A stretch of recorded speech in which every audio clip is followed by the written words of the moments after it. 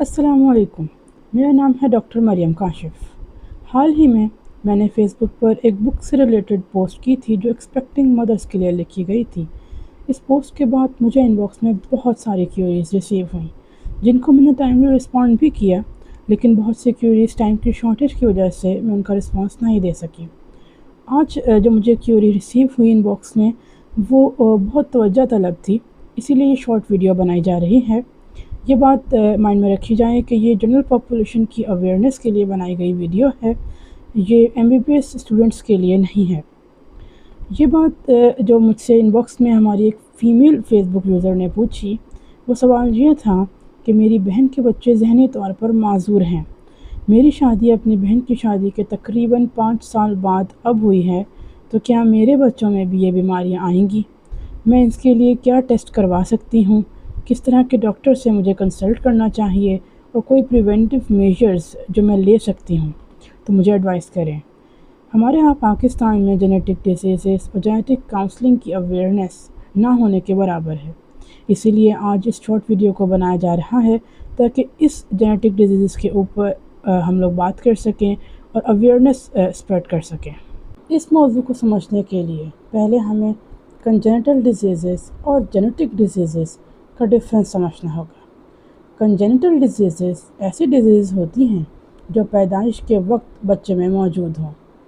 Congenital diseases ज़रूरी नहीं कि वालिदैन से ही मुंतकिल हों, बल्कि ये बीमारियां पैदाइश के वक्त या हमल के दौरान आने वाली किसी भी चेंजेस की वजह से ज़ाहिर होती हैं, जैसे कि क्लेफ्ट पैलेट, क्लेफ्ट लिप या कुछ हार्ट डिजीज़ेस भी कंजेनिटल होती हैं। ये जनरेशन से जनरेशन में ट्रांसफ़र नहीं होती और ये इलाज के काबिल भी होती हैं। जबकि जेनेटिक डिसीज़ेस वो डिजीज़ेस हैं जो जीन्स में आने वाली चेंजेस की वजह से सामने आती हैं। यूजुअली ये बीमारियां वालिदैन से बच्चों में मुंतकिल होती हैं और एक जनरेशन से दूसरी जनरेशन में भी ट्रांसफ़र हो सकती हैं। आइए जेनेटिक डिजीज़ेस को मज़ीद डिटेल में समझते हैं। जेनेटिक डिसऑर्डर्स को समझने से पहले हम एक बार फिर से जेनेटिक डिसऑर्डर्स और कंजेनिटल डिसऑर्डर्स के डिफरेंस को समझते हैं। जेनेटिक डिसऑर्डर्स उस वक्त सामने आते हैं जब इंसानी जीन में कोई भी चेंज हो, जबकि कंजेनिटल डिसऑर्डर्स पैदाइश के वक्त बच्चे में मौजूद होते हैं। इसकी वजह हमल के दौरान आने वाली चेंजेस भी हो सकती हैं और पैदाइश के दौरान होने वाली चेंजेस भी हो सकती हैं। इसकी एग्जांपल्स में क्लेफ्ट लिप और क्लेफ्ट पैलेट सबसे इम्पॉर्टेंट हैं। इसके अलावा कई किस्म की दिल की बीमारियां भी कंजेनिटल होती हैं। कंजेनिटल डिजीज़ेस सर्जिकली ऑपरेटेबल और ट्रीटेबल होती हैं, जबकि जेनेटिक डिसऑर्डर्स ट्रीटेबल नहीं होते। जेनेटिक डिसऑर्डर्स जीन में आने वाले चेंजेस की वजह से होते हैं।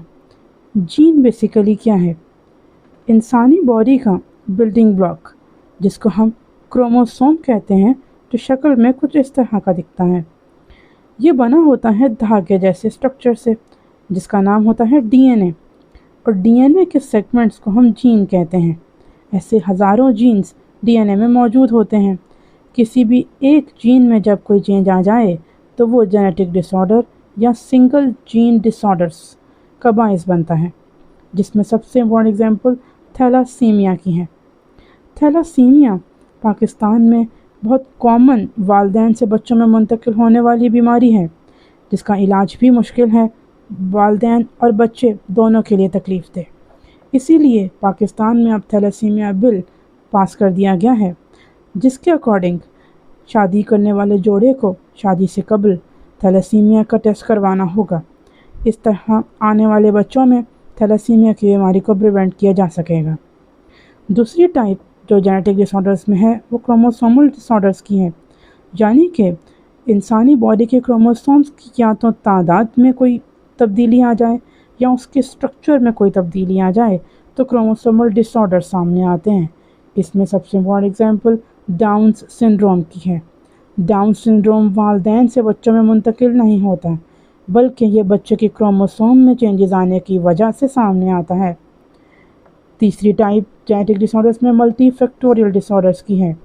मल्टी फैक्टोरियल डिसऑर्डर्स वो डिसऑर्डर्स होते हैं जो ना सिर्फ जेनेटिक चेंजेस की वजह से होते हैं, बल्कि इसमें इन्वायरमेंटल फैक्टर्स اور ڈائٹری فیکٹرز کا بھی ہاتھ ہوتا ہے۔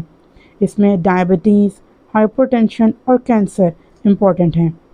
ملٹی فیکٹورل ڈس آرڈرز وہ ڈس آرڈرز ہیں جو جینیٹیکلی بھی ٹرانسفر ہو سکتے ہیں، لیکن اگر آپ ڈائٹ اور انوائرمنٹ کا، اپنے لائف اسٹائل کا خیال رکھیں تو آپ ان ڈس آرڈرز کو پریونٹ کر سکتے ہیں۔